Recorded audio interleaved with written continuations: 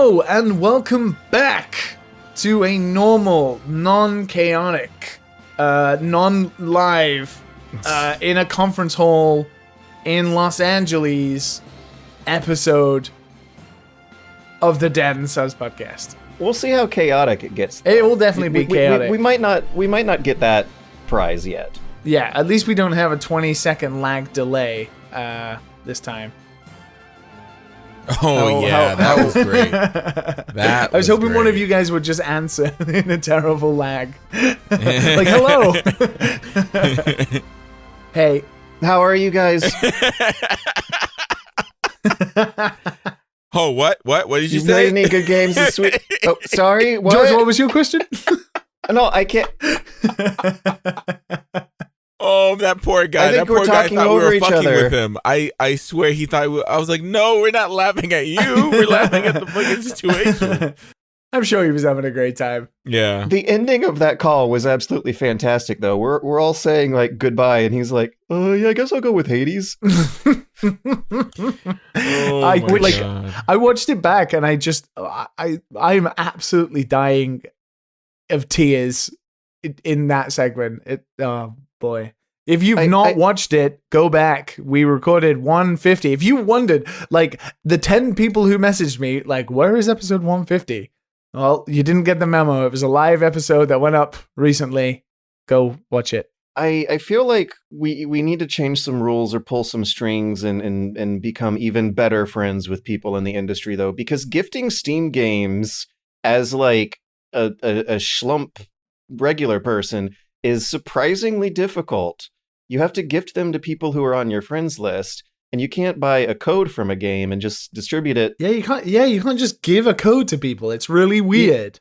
You'd have to go to G2A for that, and you shouldn't do that. No, you shouldn't. Don't do that. Please do not do that. So instead, what I was doing is sending people Steam gift cards for the amount of money that Hades costs, which is more expensive in Europe ever so slightly than America. So.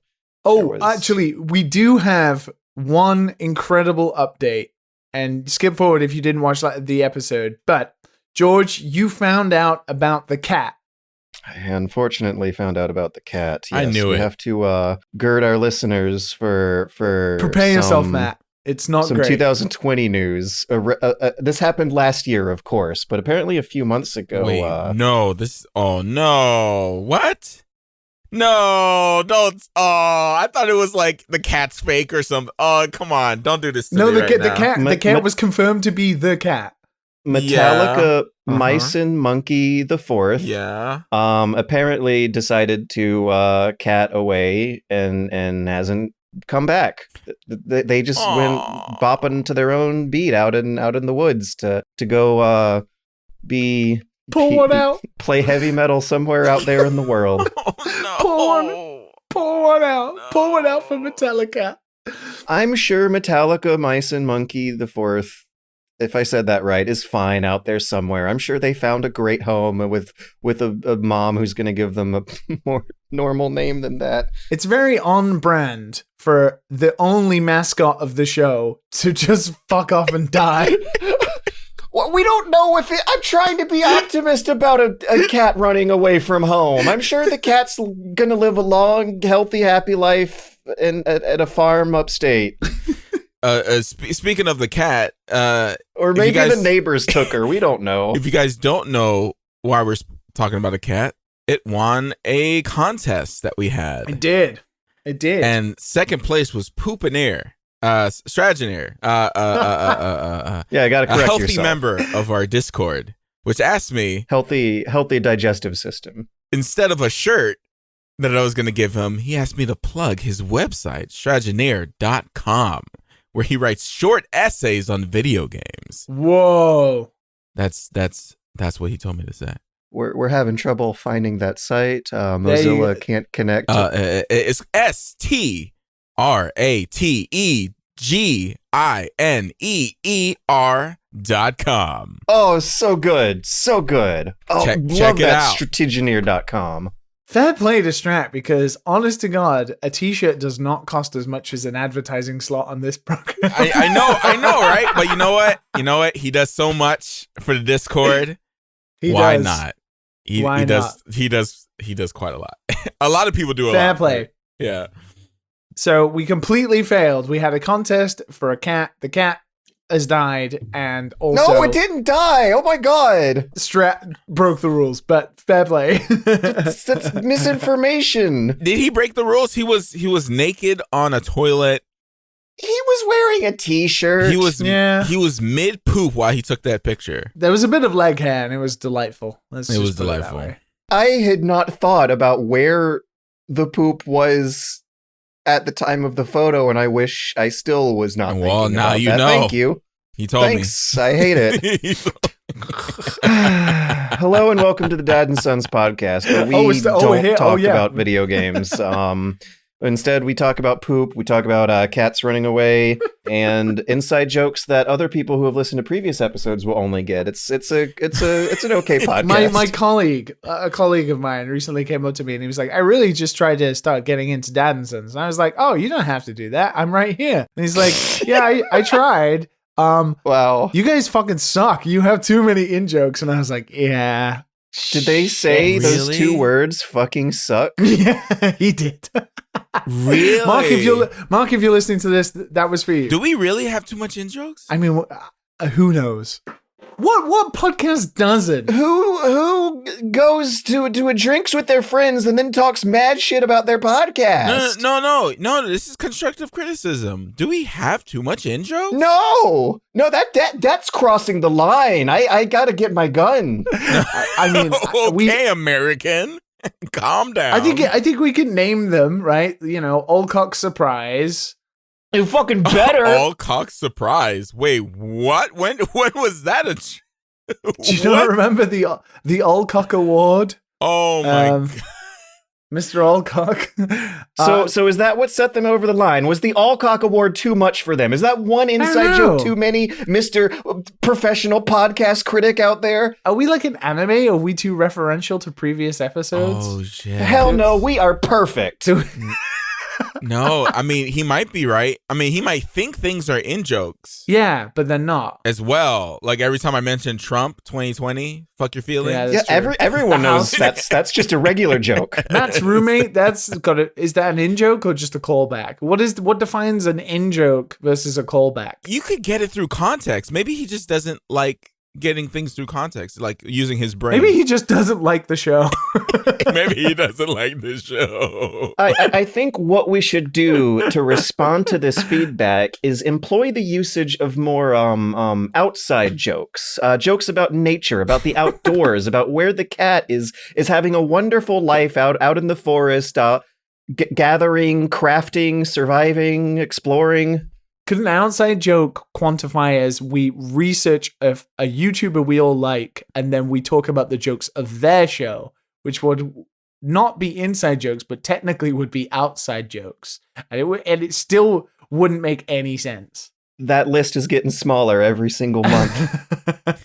See, really what we're not saying is that the inside jokes are meant to incentivize going back and listening to the whole library. Do you miss that reference? Right. Mm-hmm. It's synergistic audience building. We are connecting with our core target demographic to get them to engage with our product. Our core demographic. It's a very deliberate marketing strategy, totally on purpose. We planned this out with our consultants back at the boardroom, in our back in LA office, in our blazers. Yeah. In our blazers. in metropolitan urban areas with high property prices. Biz casual. Oh yeah, I sure do like wearing this suit to my my podcast in the morning with my tie. Very, very expensive, very classy. People who work very, very hard get to wear suits to their podcast like I am right now. With just boxers on. We looked grand. Mm-hmm. Anyone coming to that live episode looking at that shitty background, I don't know, man. I don't know about looking great. My mom thought it was fucking amazing, and that's all that I need. So to be fair, yeah, most of the comments we received were about the production quality, like how we raised our game. I love it. Speaking of raising our games, did we play any games? We are back after a long hiatus. That sounds bad. A break. That means that we actually have games now. Yeah. Kind of. I played a fair amount of games. And we get some synergy. Me and Liam played the hot flavor of the week. I don't know if Matt did. Maybe we should start with Matt. Wait, put him on the grill. You know cook what? him up a bit. You guys should have told me that you guys were playing the hits of the mans of the three. They're hitting the men. It's a game about hitting on men. I would have definitely tested that shit out yesterday. But I started playing Path of Exile again. Don't judge me. And of course, that's some Hunt Showdown George addiction. Well, I doubt it's as bad as that. The less the said about that, the better. Yeah, Let's leave that one in 2020. I got into Omori. Omori? What's that? It's like one of those Undertale games that people are making. Ah, okay. You know? Like Ekenfell. Yeah, I get Ekenfell is a little bit its own thing compared to like this. This is like we got some black and white Undertale. Yeah, like this is yeah.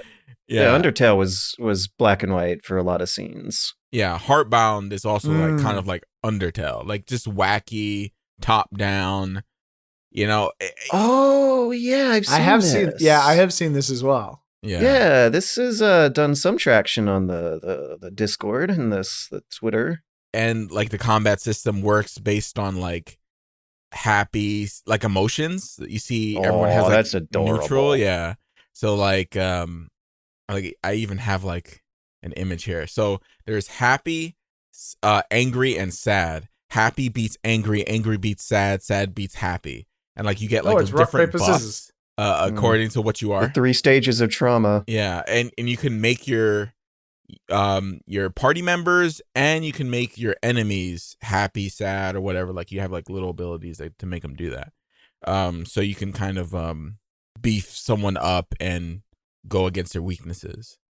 But like if someone's angry, their attack raises, but their defense lowers. So like it's kind of like a trade-off. Happens to the best of us. Yeah. So like it's cool. The thing about this game, I'll be quick. Maybe you have to be in a certain mood to play games like this, where it's just like a game where it's a very childish way of depression. Not childish. That's the wrong word, but it's just like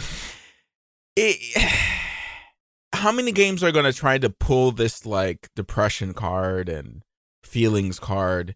I feel like the way it's done is just a little bit like off, I guess, in the beginning, because I've only played a couple hours of it, and it kind of just feels too black and white. Like, oh, someone's scared of heights. Oh, like this one is scared of this. It's just a little bit I don't know how to explain to articulate like how, like, it's not like how Undertale, where things are just kind of in the background and you don't really notice things happening and it kind of sneaks up on you. This one is just like really in your face, like, this is about depression, I think that's gonna work for some people who want to play a game like that, but I do not think this is something that's for everybody. I think some people are going to be like, I'm okay. I don't want to play a game about depression right now, You know what I mean? Yeah. Like, oh it's my not God, a bad yes. game. It's not a bad right game. Now. It's the writing and stuff. It's there, it's in your face. And if you're not wanting to be in that space, you probably shouldn't play the game. Because that's what it's gonna do. It's gonna try to it's like someone, I don't know the story between the developers, but like they're probably going through something making this game. So I don't know if it's happened to you guys, but like one of the weirdest, most surprising effects of getting older has been that tearjerkers are exhausting to go through now. Yeah. Like in a way they weren't when I was younger. Because I guess having gone through more shit, you increase the chances of like empathizing with the situations the characters are going through on a more personal level, and that's made made a lot of things like sting worse than I think they would if I was younger. I think that nails it right there. Exhausting. Like, it's a bit exhausting to play. Okay. Because you kind of, I don't know, when you get older, you've been through a lot of shit, you know? And sometimes you just don't want to play it all the time. Like, when it's something like, I would say Iconfell, like, it has a little bit of that, right? It has a little bit of this, a little bit, but it has happiness. It has, like, there's not complex characters, but more deeper than the one-dimensional. And I feel like in this game, it's a little just one-dimensional. Like, together with our friends, we're going to beat evil. Cure and stuff. depression. Like, yeah, like, in the beginning, it feels like that. Maybe it gets different later on, but it's very plain right now. But yeah. Again, people are gonna love this game, and people do love this game. Overwhelmingly positive. But if you haven't played Undertale, I would say play Undertale. You know what I mean? Like, because this is kind of like the same thing ish. Except the combat in Undertale is way more exciting, I guess, in that terms. And I think like saying that the game is going to be tackling these themes of like they mental warn you in the illness beginning. right off the bat. Yeah. Like Undertale wasn't so much explicitly about Yes. that I'm aware of. Yes. Like you kind of had to dig into some hidden secret optional areas to find out the weird modern social justice-y sides of those characters on there. And like, as you were saying, the drama unfolding in the background was part of that lore. Like it was deep. Mm-hmm. You could still enjoy it on a surface level without having to be reminded explicitly of what sort of bad places that maybe had come from. Yeah. I don't know. I mean, I can't comment on Omori, but I will say that according to the stuff on the Steam page, it does look a lot brighter and happier than you seem to be. No, saying it is. It does kind of look like it's going for that childlike weird vibe, you know, in horror movies where they have like a Crayola drawing by the evil child or something. And everyone's smiling and then there's like cute crayon text. Yeah, exactly, right? Yeah. It's very childlike. Is it a horror game? It's not. There's some elements. There's Okay, some elements. right, Yeah, so. the trailer will show you one part of the game. There is happy moments.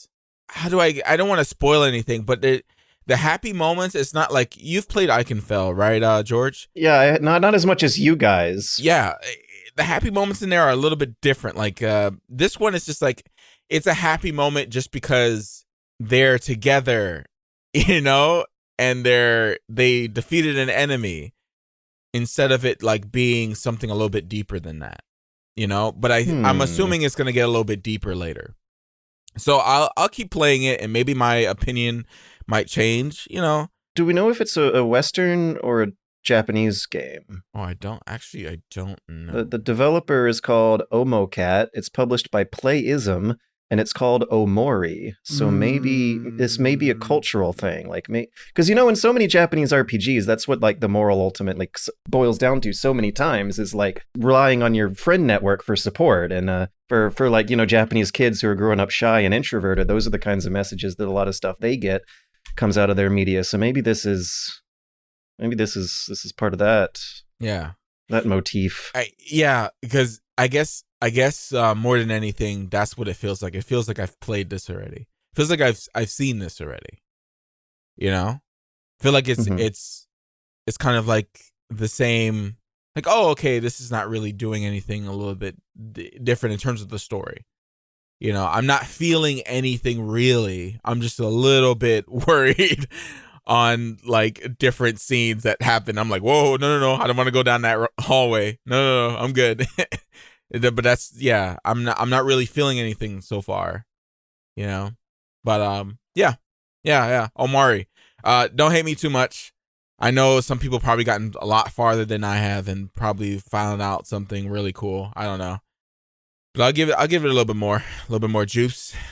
A little bit more juice. Wait, Liam, you being quiet. Do you know the developer some bullshit like that? No, I don't. I'm looking them up. No. I don't think it's a Japanese person, but it is. It seems to be somebody who they're called Omocat, and they seem to be like a visual artist, and they make like merchandise and stuff. And then this is their first game. They have like 80,000 followers on Twitter, so they're obviously well known for other stuff before this game, I think. Their merchandise though is like all anime and Japan inspired stuff, and it's actually pretty good stuff. It's really good looking. So they're obviously very, very talented. The animation sometimes that they put on is pretty dope. That the look is not. There's no problem, to be honest, with the game, and the look is really good. Yeah, I mean it's more of a preference than anything else. This is not Cyberpunk. This is not Cyberpunk. There's obviously something wrong here. Like, nah. It's made in RPG Maker, so yeah. The Steam reviews are overwhelmingly positive overall, but like the first two on the top of the list are like what did they say? Not recommended by people on my friends list. So it's divisive apparently. And then one of the recommended reviews just says a life-ruining game experience. Thumbs up. Yeah, it seems to be heavily inspired by games like Yuminiki and Heartbound and the stuff that Matt mentioned earlier. Mm-hmm.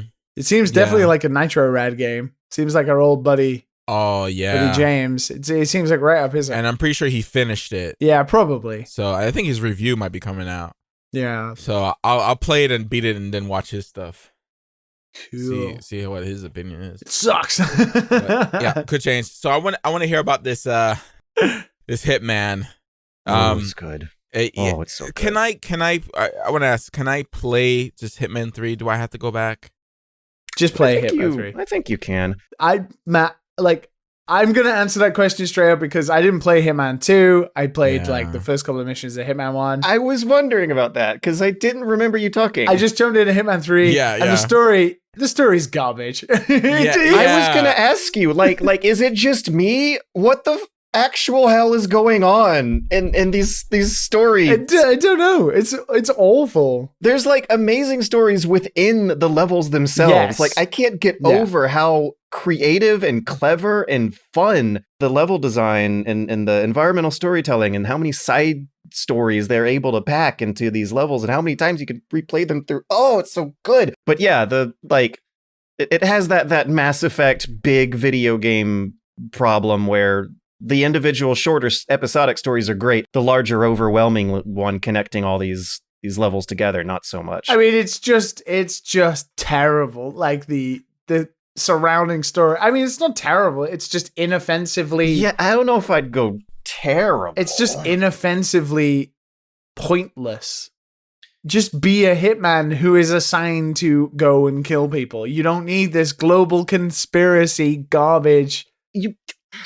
You need some kind of global conspiracy garbage going around for a game being produced in the second half of the 2010s that is specifically about bumping off evil rich people. But this game... Yeah, but you go a really weird way when you're like, well, Hitman's got to team up with his childhood friend. And you're like, don't disagree there. And the fact that, like, come on. They decide that they want to wage war against the game's version of the Illuminati, but when you think about the logistics of being a hitman, wouldn't you want to be on their side? Like, those are your clients. Who else in the actual world pays for a hitman besides the real world equivalent of the Illuminati is a real thing, but like, actual real powerful 1%ers who no one knows about, who end up becoming your targets in what I think is really great, well-researched, probably well-consulted writing about who the conspirators are and how they got there. Like the mission briefings go into details about how these evil rich people you're killing come from like 4 generations of built up wealth. It's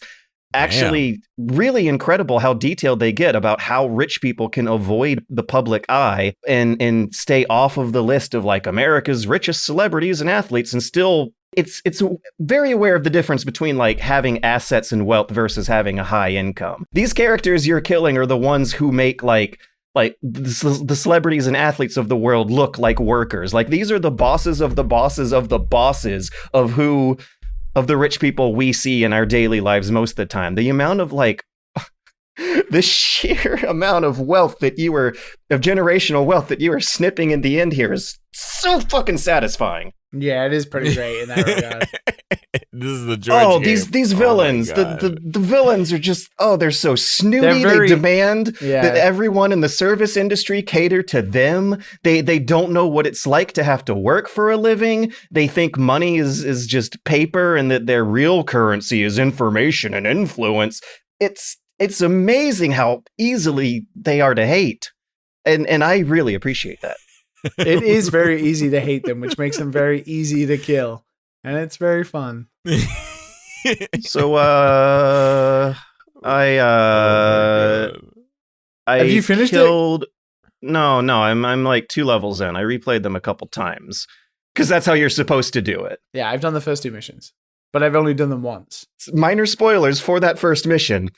Your target, evil rich 1%er guy, complains that an art installation is not up to his standards, so you sabotage it to kill him. That's just one of many options, and that is beautiful. I lured the artist away and I was so happy to kill her because she had the most pompous, annoying British London accent. Oh, the British people in this game are the fucking worst. Ooh. And I was like, I cannot wait to bury a bullet in the back of your head. Oh my god! And I took her into a security room, right and I was like, "This is goodbye." Oh Just shot her in the back of the head. It was very satisfying. The other target paces back and forth, giving a speech about how positions of power in the world only deserve to go to people who have the highest intellect and graduated from the top schools. And so I poisoned his whiskey and choked him in the toilet in his own vomit. That's good. I poisoned his whiskey as well. The American guy at the top. Classic. Yeah, I poisoned it, but he drank it and nothing happened. Are you sure? Because my guy drank the poisoned whiskey with green poison fumes coming out of the cup while he happily guzzled it down. He was like slurping down all that fart gas. It was hilarious. I can't remember how I killed him. I think So the one thing I have realized, and anybody who watched me stream it the other day, is I'm really fucking bad at it. Like, I'm good at stealth games, but I'm not good at patient games, right? And stealth not necessarily requires patience. You just have to be very adept and have good agility and forethought.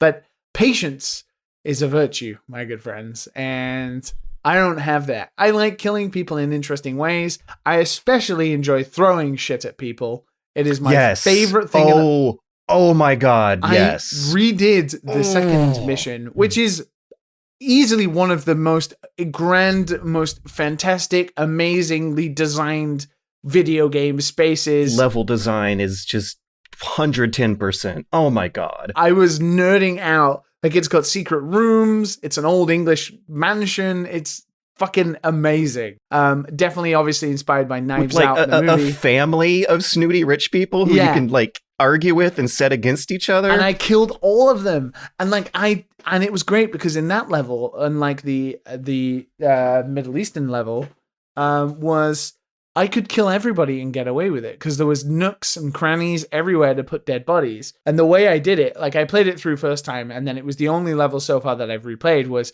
I got one of the pool balls off the pool table, and I killed everybody by throwing a pool ball at their heads, like a billiard ball. And that was it. And my whole mission was to just execute everybody secretly without being spotted by throwing a pool ball at their head. The Hitman equivalent of like Fallout 3 VATS, of like seeing people explode in slow motion with the camera swooping around, is locking onto someone and throwing things at them. It never gets old. It's funny every time. The sound effect is great. The visual is like extra. There's extra comedy by how slow your projectiles are really going, and the logistics of it. Like, you knock people unconscious with muffins. A blueberry muffin is a non-lethal throwable that instantly tranquilizes anyone it automatically homes in on through like walls and stuff. Oh my god. That's I think my favorite thing about it is how funny the game really truly is to play. It's hilarious. It is a riot. The slapstick humor, the deadpan humor, and the witty lines of dialogue. It's like an Arnold Schwarzenegger one-liner simulator. It is. It's great. It really is. I think someone poisoned my coffee. I gotta go to the bathroom. Oh, here we go. I'll be right back. There he goes. Is that a Hitman joke? As always. Matt, it's really good. Is it? I remember playing the first one and really enjoying that at that point in my life. But like Hitman 2, Hitman, I don't know, like just going back and playing Hitman was just like, I don't want to do this. Why am I doing this? I don't want to do this. I don't know. Like I had that feeling every time. I don't know why. Well, it's weird because I was a big fan of like Blood Money and Hitman Contracts and like all the PS2 games. They were more stealth oriented, even though you could, do dumb shit, right? But then 2016, the sandbox like version of Hitman after Absolution was really kind of what's the word? Like intimidating. It's rather intimidating. To do, And I kind of bounced off it a little bit because I didn't really like how slow and patient it was. But I can't deny that the new one, even though it plays exactly the same, the level design is better. No, I think it's getting better and better with every one. Because you get lost. Like even with the first level, which I didn't think it was anywhere near as good as the second one, but the amount of spaces and the verticality, everything is really quite incredible. There's like 7 stories, like 7 levels on that first level of the game. Different disguises just get you into different places, which means like whole rooms and floors can be locked off based on what you're doing. And it can be really hard to get a hold of those disguises that you need. And you really have to be patient. And that's still something I struggle with. I really do enjoy killing people in unique and interesting ways, like pushing people off the top of a mansion. That's awesome. Man. Yeah, it's good. It's definitely a good start to the year in terms of like, Triple A, is it Triple A? Oh, like big franchise games. It's a good start to the year. I think it's Triple A. Right? I'm really impressed. I'm super impressed with how they managed to throw this trilogy together after what a rocky start they had with their publisher after Hitman 2016. Mm-hmm. So they're calling this the final game in the World of Assassination trilogy, which because then they're gonna make the Bond games, and that's gonna be fucking awesome. I cross our fingers, right? Yeah. I mean, you can't deny, like after playing even Hitman 3, and I'm not the biggest fan of the series, like as a huge James Bond fan, yes, you take those games and you just amplify it by adding more social elements, like the ability to persuade and talk to people and get information, like James Bond would. And I am so in that might be the best game of all time. Yeah, I think something has really been lost in how James Bond video games are for gun porn first-person shooters. No. Like James Bond movies will occasionally have scenes of him shooting a lot of people with big, beautiful guns, but that's not the meat and potatoes of the character. Like James Bond games should have maybe started out as adventure games and maybe turned into an action adventure game. But I feel like there should at least be a dialogue tree in a James Bond game, like a list of funny one-liners to tell people. Like Alpha Protocol is, the jankiest version of a good James Bond game that we've ever gotten in terms of like actual James Bond. Just think of Casino Royale, the movie, and imagine that the locations in that, right? The casino, the Le Chiffre's like submarine thing, the airport, all of those incredible locations from that film as Hitman levels as in a Bond game, and then you're like totally sold. The ability to disguise yourself as like a millionaire blackjack player and sit down at a table and actually play blackjack while quipping one-liners against the villain. That is the game I want. Do it. It's so easy to envision. That had to have been a really fun pitch, I'm sure. Oh, man. They would have probably just walked in and like, hey, here's a slide. It's Hitman. Remember this? Let's do a Bond. So I am quite envious that you have not played much of Hitman 1 or 2, because if you do play more of 3 and it hooks you, you are going to have a lot of content to choose from. Yeah, it's very intimidating.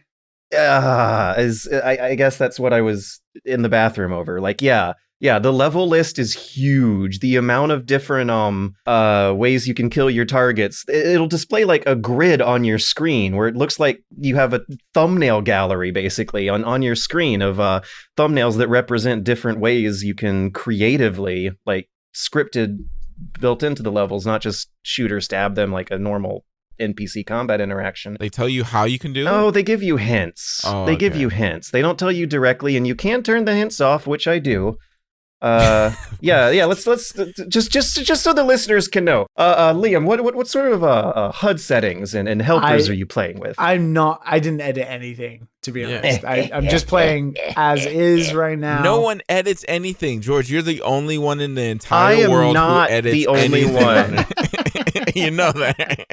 When they put out Hitman Absolution, a lot of people complained about how linear it was and how you see through the walls of the next room before you even go in. So when they put out Hitman 2016, they put in a big, beautiful list of options for turning that stuff off. I have everything narrowed down to the mini-map, and that's fine for me. I don't want to see what surprises await me in the next room. I want to scope them out from the previous room. I want to check my corners. I want to use that third person camera to peek around a wall before I move my body around the wall. You know, I want to be the Hitman. But right now the PSVR stuff is exclusive, so I can't actually feel like I'm being the Hitman. This is the closest I can get. I'm still bad at it, and that is hard to overcome sometimes. Yeah, the PSVR stuff is exclusive. Also, how can you be bad? It's not a twitchy thing. All you do is you follow an NPC around until the one point in their routine where they're vulnerable. There's a lot of times where I'm just like, okay, now's the moment. And then somebody just walks around the corner and you're like, fuck. God damn it. There was a blind spot. So there is the story system, the hinting in there. They do try to direct you towards the pieces of this clockwork machinery where you can stick your finger in and get one of the NPCs walking around in their routine out of that system. You can like throw a distraction at them, flip a switch somewhere, make a leaky faucet even, and that'll get someone to wander away from their post and give you more moments of opportunity. I mean, the AI is dumb as shit, right? But it's also highly interactive. Yes. I sometimes can't believe how many buttons you can press how many items you can press the use button in front of in this game. Everything is pretty interactive, yeah. Pieces of food, lockers, disguises are something you can pick off the ground. You don't have to follow people around and take them if that's something you've been having trouble with, Liam. No, I have not really had any trouble with disguises. It's just the patience part. It's honestly just the patience part. Sometimes just waiting to find the spot to kill or, subdue. Do you subdue everybody, or are you as brutalistic as I am and basically massacre entire swaths? I save scum my way into like perfect score silent assassin stuff. That's how I play it. I do save scum. I do just save after every what feels like a milestone progress. I do. I wonder if I'd be enjoying it as much if the saves were limited like in the older games, but I really like what they have here in terms of just how many options you can tick on and off first. I also like the idea that the saves allow you just to experiment, right? Like sometimes you think, I could push this guy off, but there are police down there and they might find out, right? But I really want to see what happens. And I like the fact that you can do that. Like restricting players not being able to do that and them thinking, I'm going to have to take the safe option here just because I don't have a save is really lame. So, fixing that is by just saving, allowing them to fuck up, but they tried and saw what happened and then go back is what you should be doing. Yeah. And if you want to commit to your fuck ups and force yourself into a more improvisational, chaotic play style, you have like 3 different ways. You can turn off manual saving in the options menu. If you don't want to just force yourself to stick to that, you can bump the difficulty up to the next highest level where they'll give you like one save that you will preciously hold on to, which I think is a really interesting system too, where you'll like hold on to that milestone save you were talking about and experiment with it along the way. Yeah, I have like 3 and I just layer. Yeah, like I'll just be like, okay. Or you can play like the daily challenges and elusive missions where committing to your fuck ups is the intended way to play, and they'll score you on that. Like there's so many different ways to adapt to a player's own particular play style that like I think it's not just a George game. I think that if you give it some time, you'll find a way to adjust for the patience problem that you're having, and be able to enjoy these masterfully crafted levels. For I don't know if it also just depends on the level, right? I think with the first one it required a lot of patience because there was a lot of people around, you know, and it was a lot more difficult to define where areas were to be able to do stuff. I liked the fact that you were essentially climbing a skyscraper, and the further you got up, the more just insane like everything became, lavishness. But the house, like the mansion, the country mansion in Dartmoor, is amazing. It's so comfy. And everything is right in front of you, so you can interact. There's always like a secret or a passage or something to...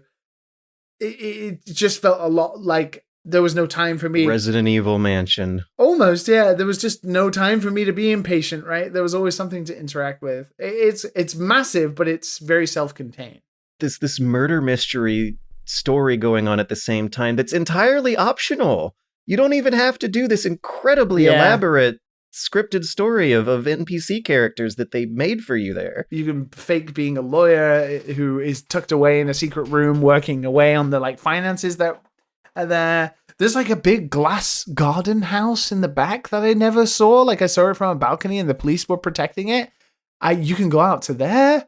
Like, there's a lot of cool stuff. That level is fucking magnificent. Really, really cool. And it looks beautiful, too. Like, every table has unique clutter on it. The detail is insane. It's so weird. The game itself looks amazing, and everything about it looks great. But then you watch the CG cutscene things, and you're like, oh, man, that is a drop in quality. Ooh. What's the deal with that? So in Hitman 2016, they have some really expensive CGI cutscenes that look like Blizzard quality almost. Like you see the pores on people's faces. It looks like incredibly expensive facial capture stuff. And then with Hitman 2, when they lose their publisher, the game's still fine. Everything's still wonderful. But the one thing that it looks like they did cut their budget from was the CGI for those cutscenes. And in Hitman 3, it almost, like I swear, it might just be the way I'm remembering Hitman 2, but I almost feel like the model they're using for Agent 47 is now down to like it almost looks like from a PS2 days.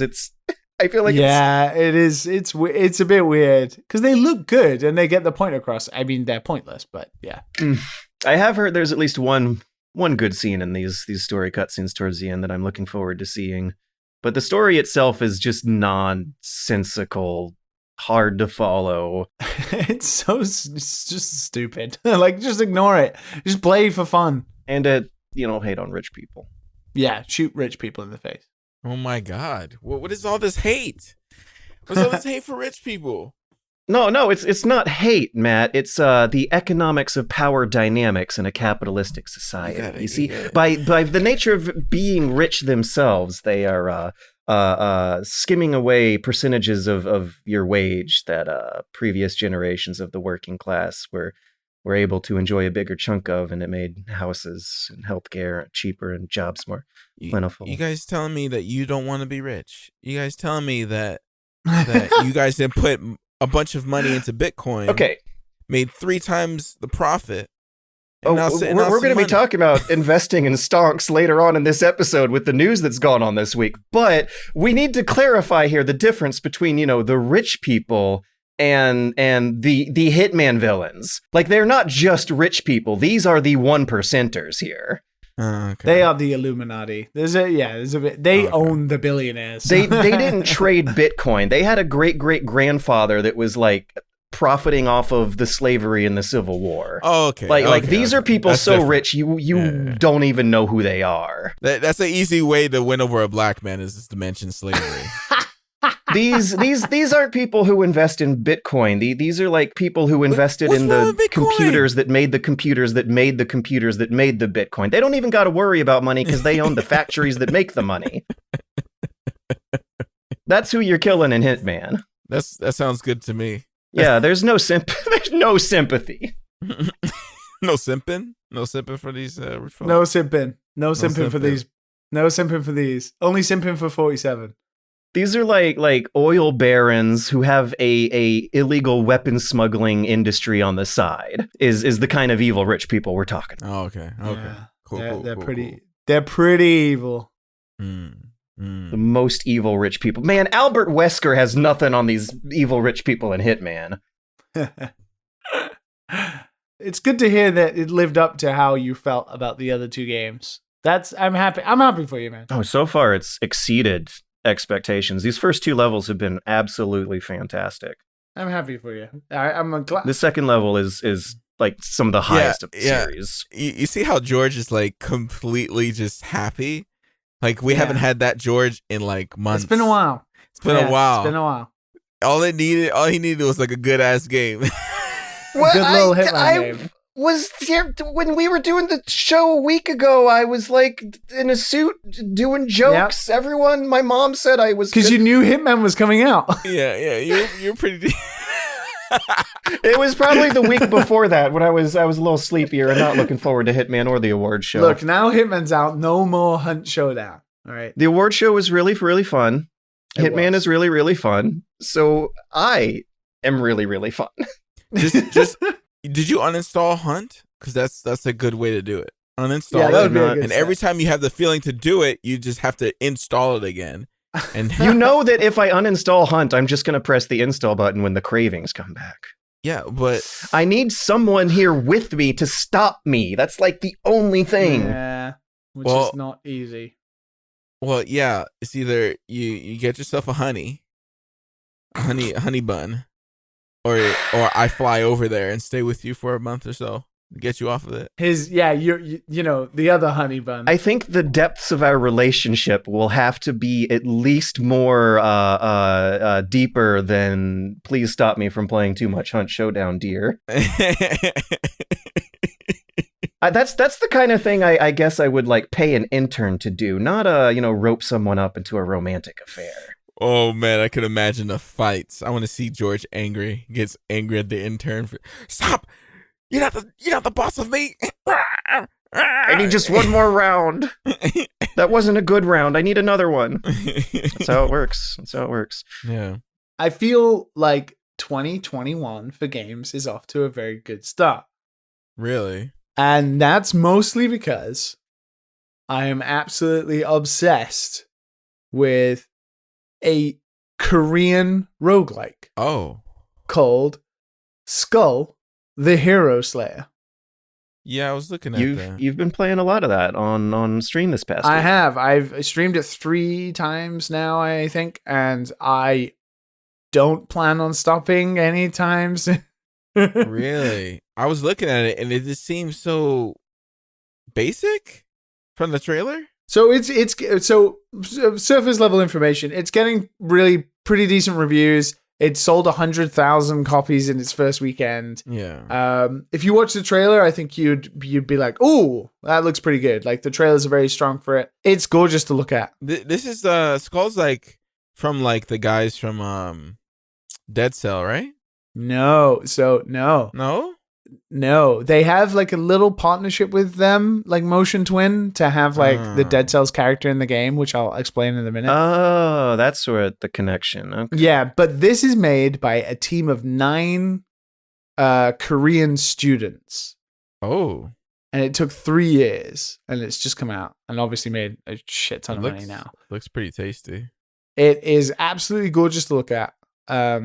Personally, I think the pixel art in that game is fantastic. High-res pixel art now is an art form to itself, not trying to replicate like, Super Nintendo or older games of that style, creating, Owlboy style pixel art. This game carries on with that kind of high-res stuff, matching big screens. But it's a roguelike, and the roguelike element of it in terms of like the random generation and how biomes work and stuff is pretty basic. It works like most roguelikes. You have a forest that you begin in, you move into like a castle, then you go into like an alchemy lab, and you carry on from there, right? Pretty basic. But what makes this game so cool, right? You play a little skeleton called Skul, right? And he's tiny and he's cool. He's really adorable.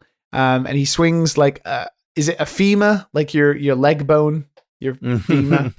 Mm-hmm. I forget which bone is in your bottom half of your leg or whatever. And he swings that around like a big bone club. It's your tibula. Oh, your tibula. Okay. And he is pretty weak. He's pretty weak. But Or maybe the fibula? One of the two. A leg bone. Whatever you eat, the legula. The legula. Jeez. So what you do as you go through, you will find other skulls. Hence the name. And you will find that these skulls are imbued with powers. So you have powers like the Knight Rider, the Ent, the sword, the shield, the mage, the clown. There is 70 different skulls, all with varying different powers that are randomly given to you per run, and you can have 2 at one time, and you switch between them. And when you do, you can create like combos, and there are powers based on switching. The thing that makes this game so special is these powers, like the different skulls, because they are so fucking fun to play. It is like an addiction trying to test new ones out. There are 70 different ones, and so generically you'll go through the run and you'll kind of see the same ones over and over again, but now and again you will get stuff like the Rockstar, which is like basically Krauser Summer from the anime Detroit Metal City, and you will just play the guitar as an attack and drop amps, and you'll be rocking out, building up this passive bar, right? And when the passive bar reaches 100%, you will call upon the powers of the rock gods to play a concert and destroy all of your enemies around you. It is fucking amazing. And that's just one of 70? That's one of 70. There's one that's like basically it's basically like Ghost Rider, and you are basically just this ghostly motorbike rider. And if you've played Smash and you know Wario when he rides back and forth on his bike across the stage, that's what you do. That's what you do. You just summon a bike and ride back and forth. It's awesome. There's like the werewolf, and it's really fast and can swipe really quickly. You have the clown, and you drop like Jack-in-the-Box explosives all over the place. There's one called the skeleton bomber, and he's essentially Bomberman. But when you call him, so most powers, you call them, you swap between one to the other, and then you play as that character, and you have to manually swap again. But the bomber just comes in and explodes. You can't swap and do anything with him. He's basically just like a detonation you can set off at any time. It's awesome. And there's some really technical ones, like the frost one, where you can freeze yourself and you can freeze enemies. One of the most amazing ones I've come across so far is the Arch Lich, which is basically a dark magician that summons purple chains everywhere, and it absolutely just is DPS crazy and shreds enemies. It's so great. And there's a lot of power-ups that are inspired by other things. For example, the Rockstar is definitely inspired by Krauser Summer from Detroit Metal City. There's one called the Warrior, and it's Kratos, and he has a big sword like Kratos does. There's one called, I think it's the Prisoner, and it's the character from Dead Cells. and what his passive is that every time you clear a room, you get a blueprint like you would in Dead Cells. Yeah. And if you get 4, you upgrade his powers. So there's all these really great... So every character has this really unique tool set. And sometimes the tool set is randomized. So actually they have more skills than you think. Maybe 5 and you only get 2. And then every time you play it, it feels different every time. And it feels great. And it's really well balanced. And every character feels pretty much fun to play. Definitely there are ones you prefer over others. Some are fast, some are slow, some are magic, some are physical damage, etc., etc. But what takes this game to the next level is everything that they add on top of that loop, right? So you're getting skulls, you're seeing cool new characters that have cool new power-ups that do cool, crazy things. But not only that, each of those power-ups then has like a next level upgrade, where you give like these bones to a giant sexy spider lady. 70 was not enough. 70 was not enough. Basically, then it becomes 140 because each power-up then has a next stage where your powers get stronger. Sometimes they change, and your visuals, like if you're the werewolf, you just start out as this sort of slender, tiny werewolf. When you upgrade to the next one, you're like this massive hulking werewolf. And like they have it for every freaking power-up. That is insane to me. Like the amount of art, the amount of animations, the amount of different things they have to balance, all of these things on top is absolutely insane. And it's so cool because with so many, you rarely get to see the same thing over and over again. And every time you see a new Skul, it's really exciting to experiment with. And then on top of that, it has all of the traditional things roguelike has. So there's tons of artifacts and items like, increased physical damage, increase resistance. There's like these orbs that you can collect that do massive damage. Like I got one that was basically the 4 horsemen of the apocalypse. And this conversation has just escalated from the start. I can't describe how much I think this is becoming one of my favorite games, like in recent memory. If this game had come out last year, possibly my favorite game of the year already. Ooh. Like it just is, it gives such a powerful first impression, and it's not that difficult. It does this really amazing thing, and I tried to describe it to a friend earlier today. When you play roguelikes, and we'll get to why maybe it hits upon the Hades thing. Or you play more difficult games like Dark Souls, you usually go up against only one enemy, right? Because the game has to be balanced and, it's difficult enough anyway, and it's a bit of a duel. What this game does is it does the absolute opposite, where it does something that like Korean games and Japanese mobile games do, which is it throws hundreds of enemies at you, and you just combo mash your way through it with your awesome powers, feeling like an absolute fucking god. Because you'll like dash through as the werewolf and you'll like obliterate 10 enemies at one time. And then 10 new enemies will spawn. And all you see is this mass of enemies on the screen, and you're just like cutting through them. And then if you're like the rider, you call your bike and you just like mow your bike run through. Them over. Yeah, just run them over and you mow your bike through all these enemies. So it does this thing where it makes the player feel incredibly powerful, because not only are you destroying lots and lots of enemies, you do take health damage, and you still need to be aware it's a roguelike, so once you run out, you're out. You're doing cool shit at the same time, because all of the animations are really gorgeous to look at, and they're all varying in different, like you have different mages that have giant orbs and whirlwinds, and then once you get these fairy spirits, like they do passive damage and like frost damage and massive lasers, and it's just like a visual feast of crap that is on the screen, but it's so good and it makes you feel great. I honestly cannot recommend it enough. If you like roguelikes or if you like 2D platformers with good combat, this game is one of the best out there right now for me. I'm honestly like smitten with it. I know I go overboard with praise sometimes when I play a game I really like, but I honestly am so surprised at how good Skul is. But at the bare minimum, it's a pretty basic roguelike. You just go from biome to biome. You fight a boss, you die, you go back to the start. There's a lot of metagame stuff there where you can, you get these, they're called dark quartz.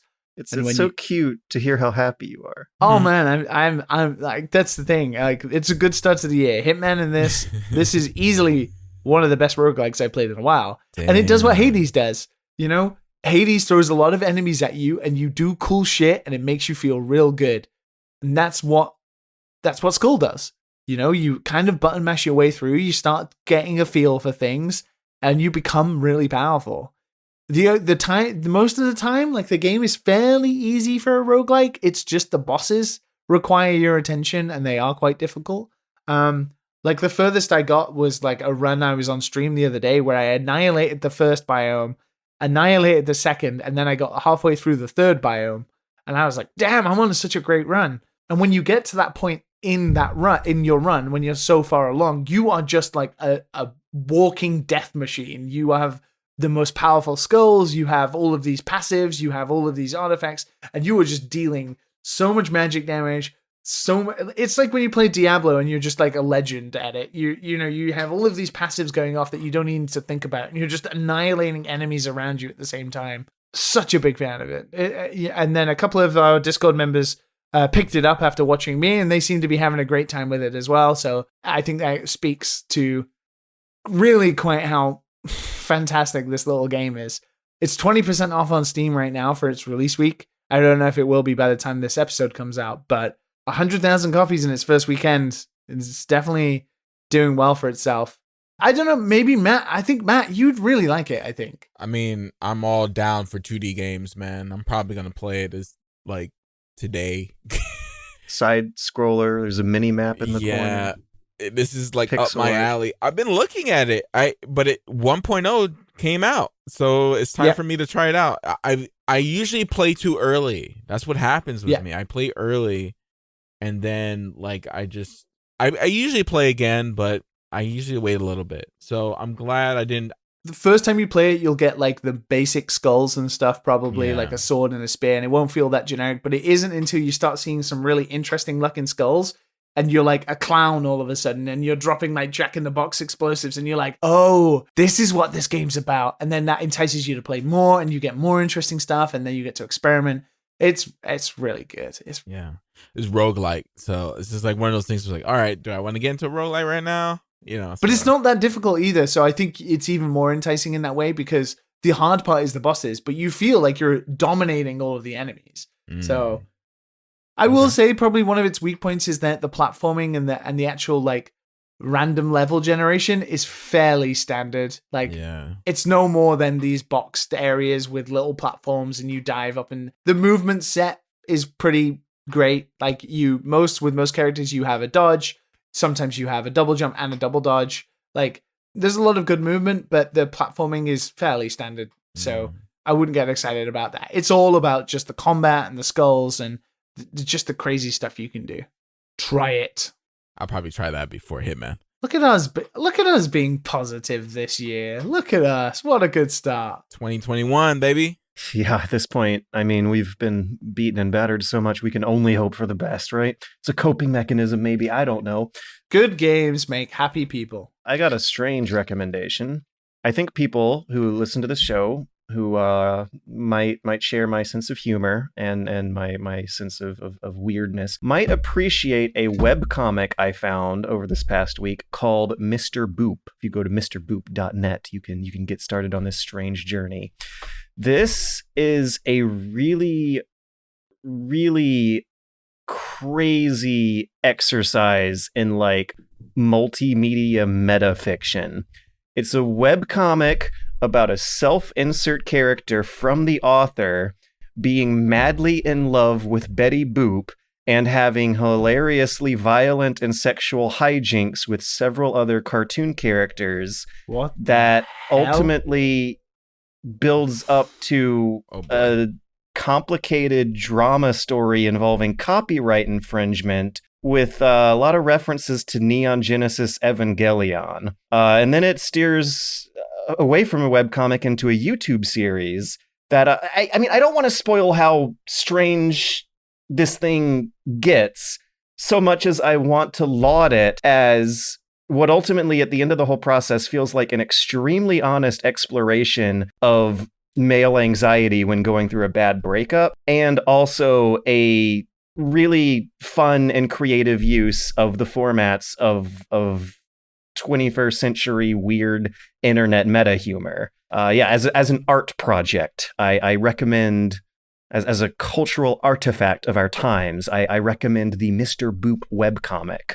Oh my gosh, I'm like going down the rabbit hole. Yeah, I was wondering how long the weird silence would be after that. I'm reading it right now about him being married to Betty Boop, and Betty Boop is just like, I love him, and he's like, I love her. It's really weird. It's really weird comment. It's almost wholesome. I have a hard time explaining just how strange it will feel to actually genuinely identify with these characters and worry about their struggles. But you know what? If you stick with it, we'll see how that goes. It's like the I Love Bees ARG that Halo did in the mid 2000s. It might be a similar experience to getting into Homestuck.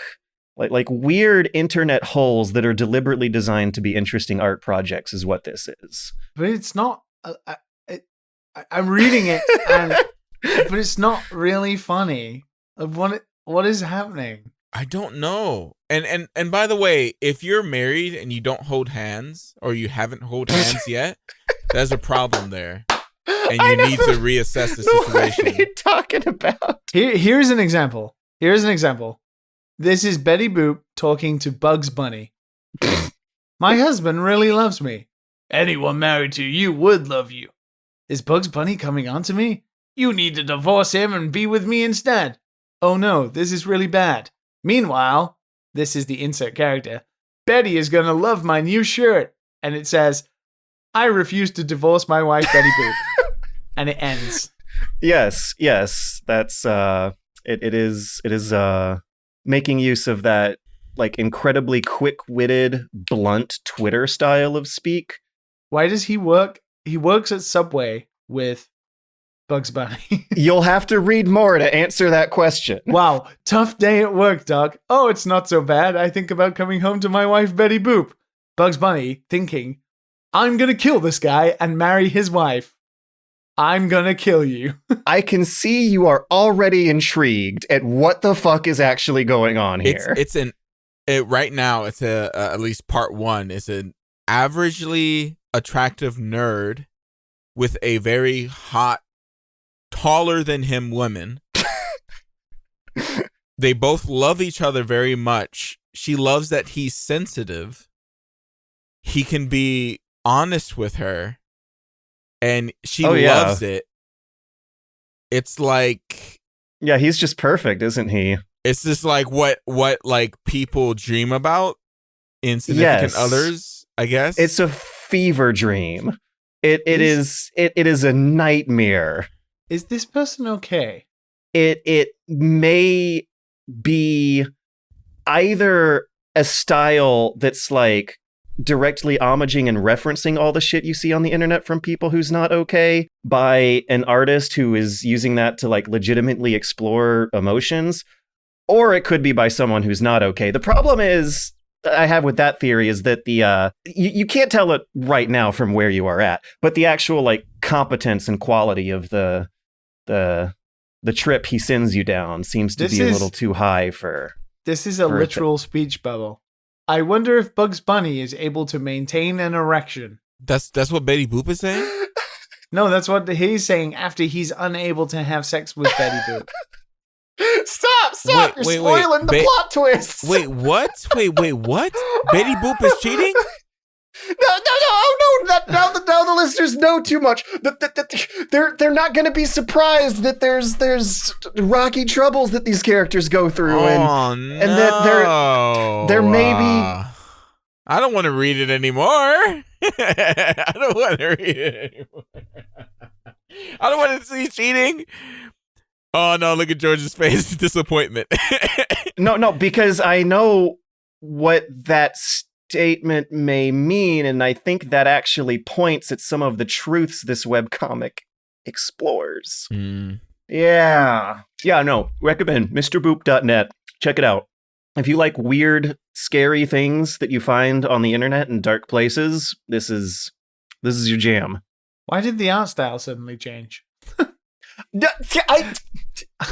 You are speedrunning Mr. Boop live on the podcast, and this is meant to be digested and consumed slowly and passionately, like this man's love for his beautiful wife, Betty Boop. We should move on and talk about news or something else at this point. I'm obsessed now. I'm on the second part. So Bugs Bunny looks like a fuckboy. Well, I guess it's a good thing then that we're gonna start this news week that has one really, really complicated intent story with a lighter, easier one.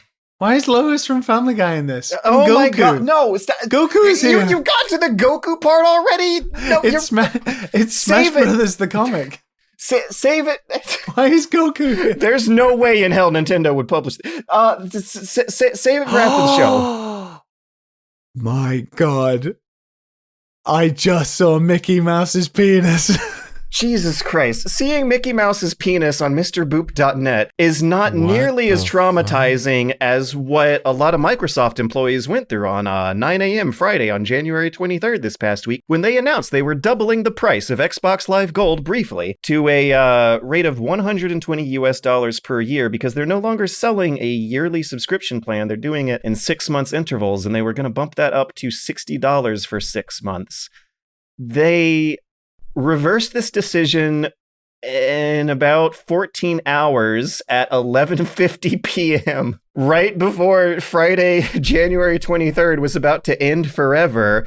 This decision to double the Xbox Live Gold prices on that day ended forever. There was a lot of backlash. There was an editorial someone wrote over those hours saying that Xbox Live Gold had just become the worst deal in gaming. There was particularly a lot of hatred thrown towards Microsoft for not letting people play free-to-play games online. So they totally reversed the decision in like 14 hours flat, said that, no, we're going back to our old pricing models for now, and you can now play free-to-play games on Xbox Live without having to pay any extra fees at all. And yeah, I guess this whole thing was scary and confusing and bizarre, kind of surreal. To see a price hike that high drop kind of sort of out of nowhere, and then see them say no, never mind, really, really quickly to the point where one can easily imagine how frantic things were going on in the offices behind the scenes there. And I'd really love to see what that actually looked like. What sort of conversations happened to reverse a decision this big that fast? I'm just glad they reversed it. I mean, internet backlash, for better or for worse, worked out in favor of the consumer this time. It is weird, like, why they just dropped this out of nowhere. Unless you're going to show why the value proposition is going to be worth it. I don't think they can, because their own products are kind of sort of competing with this shtick. If I'm going to pay a monthly fee for video games, I'd rather pay a monthly fee for a library of video games cheaply accessible that aren't free, rather than multiplayer gaming modes of something I've already purchased and already consumed a good deal of. Yeah, if you're paying that much for gold but you're not paying it for a Game Pass, you crazy. You're crazy. So I definitely have not paid for Xbox Live Gold in over 10 years, and at this point in time, I honestly feel sorry for people who still do, but I also know a lot of people don't have a better option, and that just kind of makes me sad and confused and worried about whether or not I should have even said that at all. I think at this point you've already made a mistake of showing us this comic, and now the news seems irrelevant. Oh, sorry. I'm still reading the comic. Me too. I got to the direction part. Oh my god. Not as bad as I thought it was going to be. Okay, well, I might have accidentally sold everyone on Mr. Boo by It is so, like, I don't know, like, it's so I feel like I'm staring into the soul like of you know these relationships exist, right? Now, I wouldn't say too much about That's the reason why I think this was actually done by a smart, talented artist and not a crazy person. Anyways. Yeah, it's quite... you know what? I'm going to have to go with you on this one. Wow. You know, two people, it exists. People love each other. And sometimes guys, because I know it's mostly men out there, women are okay with you being honest with them and you sharing feelings. You know, it's kind of okay. Sometimes they deal with a lot of dudes who want to be manly and don't want to share anything and are afraid to cry and yeah, no. I'm just saying, and this is quite interesting. I don't know how it's gonna end. It's probably gonna end badly, but but it's really good. It's really good, George. I'm not gonna lie. It's really good. We're still on this, so I just want to apologize and say that we messed up today, and you were right to let us know. Connecting and playing with friends is a vital part of gaming, and we failed to meet the expectations of players who count on it every day. As a result, we've decided not to charge more for Xbox Live Gold pricing. We're turning this moment into an opportunity to bring Xbox Live more in line with how we see the player at the center of their experience. For free-to-play games, you will no longer need an Xbox Live Gold membership to play those games on your Xbox copyright Microsoft all-in-one entertainment system brought to you by your good friends at Microsoft. Oh, man. Oh, yeah. Uh-huh. I'm there. I'm here. I stopped reading. I'm there. Cool. I'm with you. All right. Let's move on to the next news story. I fucking love this episode. We have gone through so many fun topics so far, and now we're about to get into... I can't stop reading about this shit. I can't. You gotta be done already. I was behind you. I am, but now I'm reading about Alec Robbins, the guy who made it. Oh my god, you're still back on the webcomic! Dude, Oh yeah, fuck Microsoft. Who cares about that? Yeah, no, fuck Microsoft. The next news story I want to get to is really strange and wacky and exciting. Okay, I'm paying attention. All right, we're in. I got to warn you guys though. After that webcomic, I guess I should warn you guys. This is a very adult topic. For all the babies and small children listening. Hey, man, being married to Betty Boop is pretty adult. Yeah. We're dealing with adult situations in this webcomic, like marriage issues, erectile dysfunction, and stocks. You should have already been having sex with your girl again and holding hands. Hands. Yeah, an adult activity like holding hands. Now we're going to talk about trading stocks, kids. Okay. When you get old and rich enough, at some point, you know, you're supposed to start this. I don't know when it's supposed to happen, but soon as possible. As soon as possible. Well, fuck you for saying that, because after this story and you saying that, I might have messed up some. Anyways, let's talk about stocks. We both have, George. We both have. The price of GameStop is skyrocketing. If there was ever a time to buy GameStop stock, it was like a couple days ago before we recorded this episode. Heck yeah, it was. So reddit.com/r Wall Street Bets has like a simultaneous meme joke going on and also serious speculation that GameStop is going to turn ourselves around and turn a profit in 2023 that has gradually escalated over the past 2 years and especially risen over the past 4 months and then skyrocketed over the past week to the point where GameStop's share prices were like kind of sort of breaking the market. They had to shut down trading earlier for a day. It's risen by 200% since last year and it was 400% from last year. My bad. I was thinking of the $20 number it was back then. Now it's at 76 on Monday. It was peaking at some point at 150. So what's going on here is that a subreddit has massively decided to buy a meme stock to increase its price tag. And the side effect is that this is kind of fucked over day traders who exploit the cheap stocks of failing companies by doing a practice called shorting. And I might be getting some of these details wrong because, you know, I'm not an expert on stonks. I haven't stonked. I think Matt might know more than the three of us here because haven't you actually like talked to people about how to do this? Yeah, I have. I'm not an expert though. Definitely. No, me neither, but I have actually started. Fuck me. All right. Well, I definitely have stocks, but yeah, no expert. The way my outsider perspective of this interprets this after reading some financial news with a bunch of bullshit lingo they invent to confuse middle-class people, the practice of selling short stock or shorting, I don't know if I'm fucking up the terminology here, is what a lot of Wall Street traders have been doing to GameStop stock over the years, where they will borrow it from another longer term investor who had the stock earlier at a cheap price and then sell it off before it depreciates lower than that, to the point where they're able to earn a profit by reselling something they kind of borrowed. It was very cheap that whole time. The quote from the Vox article explains it as, when you short a stock, you have to at some point buy back the shares you borrowed and return them.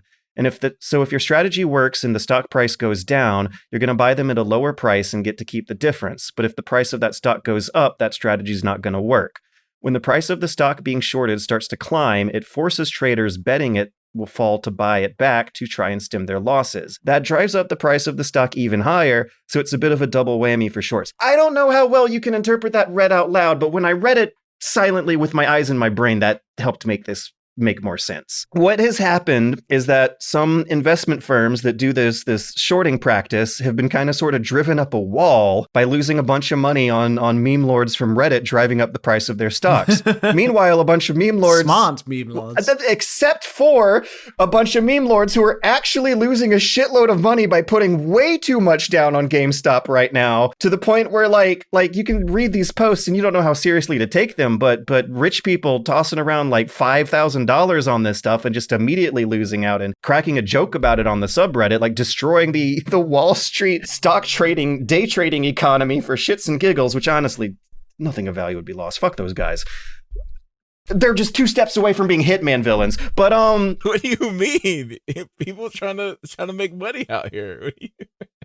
Yeah, no, you got to make money because otherwise you'll starve to death and live on the streets, right? That's how it works. That's exactly how it works. But yeah, this shit's hilarious. This is like of all the weird, horrible internet drama and memes and misinformation that caused disasters last year, at least this is like a funnier one that feels like it's punching up, instead of down. Like these people on /r Wall Street Bets are like ruining their lives as a sacrifice to try and ruin the lives of much slimier, richer people than them. Yo, man, like listen, I'm looking at a little bit of stock that I put into Tesla like last year. Oh yeah, that's what they do. They always recommend you buy Tesla first. $100 I put in. Now it's like $1,000 around $100 around June. Just fucking around. This is when I was using M1 Finance way back. I use like Robinhood now. I didn't even know you could go that low. Like when I was growing up, they were telling me you had to wait until you made like $200K to start getting into stocks, and I don't think that was ever going to happen for my whole life. Yeah, heck no. Well, you want to make sure you have like a nest egg. You don't want to just use money that you might need if like you lose your job or something. If you have money aside, put like $2,000 in or something, and then buy. Yeah. I was legitimately waiting until I had like 40 grand. For some reason, I was horribly misinformed growing up on how cheap it is to get into this stuff. Oh yeah, you could get in it at any point, dude. At any point, you got to grow it up. You just keep putting a little bit every now and then. You could do dividends. You do so much. But that's the thing. Like they don't teach you this shit at all. They should. They don't teach this shit at all. I can't believe they don't teach stonks and taxes and the public school whose economy depends on this shit. Yeah. If I was smarter, I would have earned a lot more than $400 on Tesla. But I left Tesla alone just in case. 'Cause I didn't know what was going on when they were splitting the stocks and all that shit. So this is like way back. So like it's just sitting here growing, and I have stuff and other stuff. I guess for someone in my position too, as someone who like brands himself as a journalist, I'd have to worry about whether or not I'd get investigated for insider trading if I end up making a bunch of money on video game stocks. So that's kind of discouraged me this whole time as well. Even though like that's the industry I follow the closest, that I think it's that conflict of interest has also steered me away. Yeah. So I might just have to invest in only non-video game stocks whenever I do take this leap. You're not gonna get in trouble for doing video game stock. You can. Martha Stewart got in trouble for it, and look what happened there.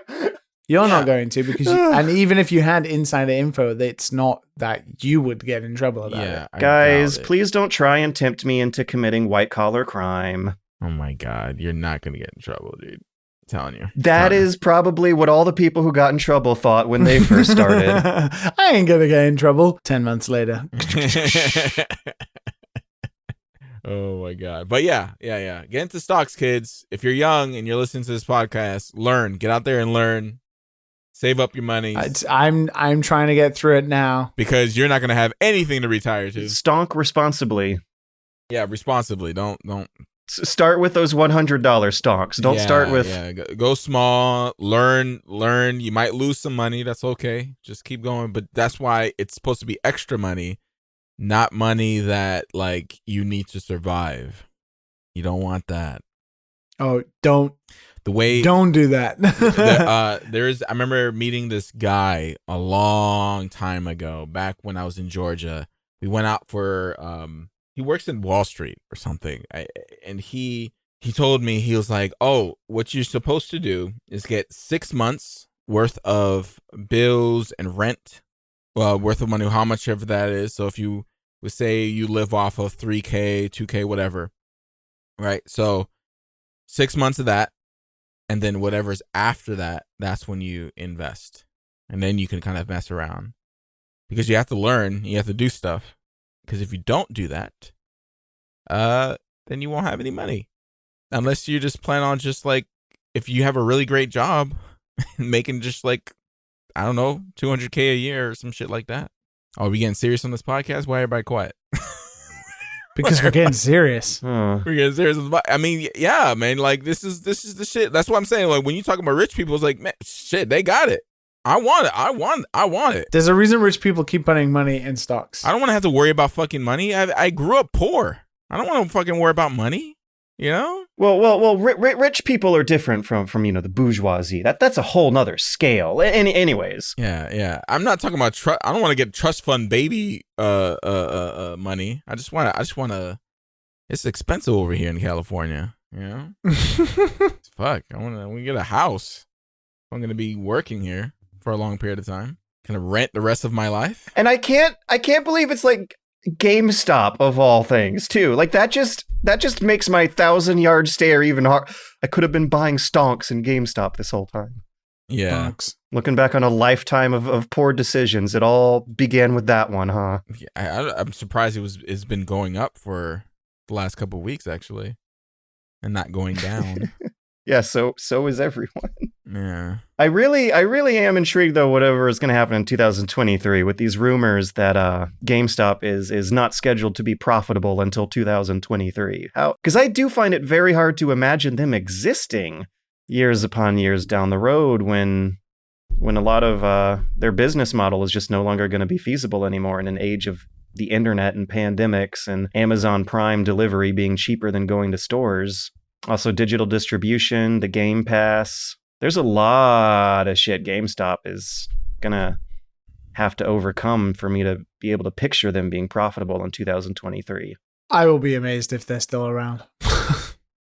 Especially the longer Corona goes on. All these people putting their stocks down on it are like betting hard money it's going to happen. So we're all along for the ride at this point. Yeah. I'm sure they're going to sell pretty quickly. I'm gonna watch that one from very far away. GameStop has like at least a little bit more investor money to work with now to make the dream happen.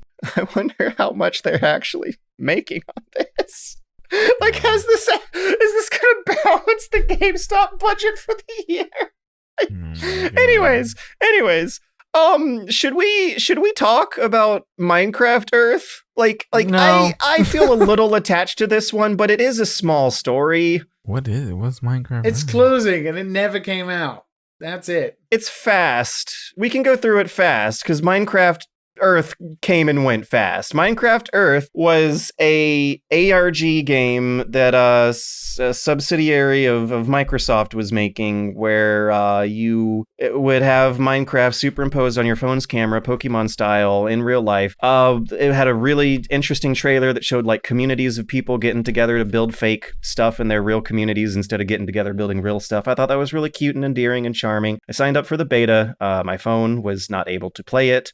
It got a lot of reviews and impressions talking about it being really grindy and free, having exploitive free-to-play systems. And they never ended up rolling out that feature that had me so enamored from the trailers, which was the augmented reality community Minecraft building projects. Then they canceled it, and it's gone forever and never coming out after all. And they cite the COVID-19 pandemic as the primary reason being why. And one of the things I did want to bring it up is that I think we would have an interesting question to ask here between the three of us. And that is, how bright does the future look for social AR gaming now that we're living in this coronavirus world where everyone's locked up in their houses all the time? Not good.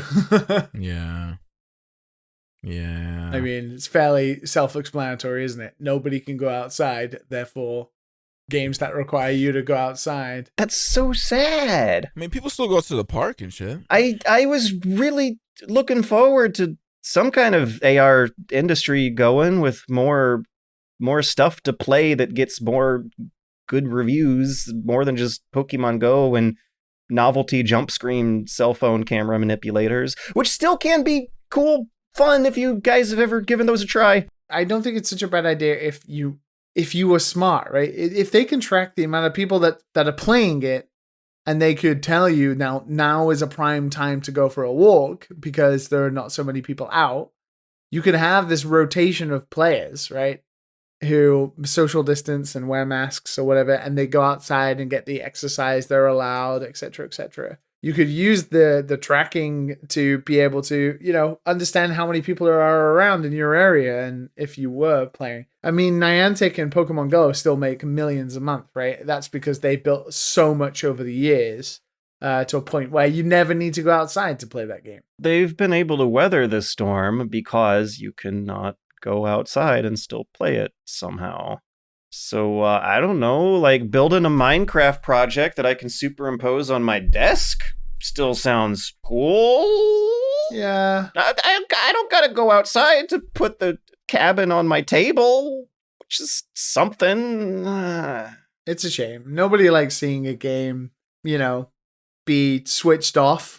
And this game didn't reach 1.0, but, they've had to look at the real reflection of probably their user base and how many people are using it. And also the fact that it's been a year of the coronavirus. I imagine just nobody is outside. Yeah. Lame.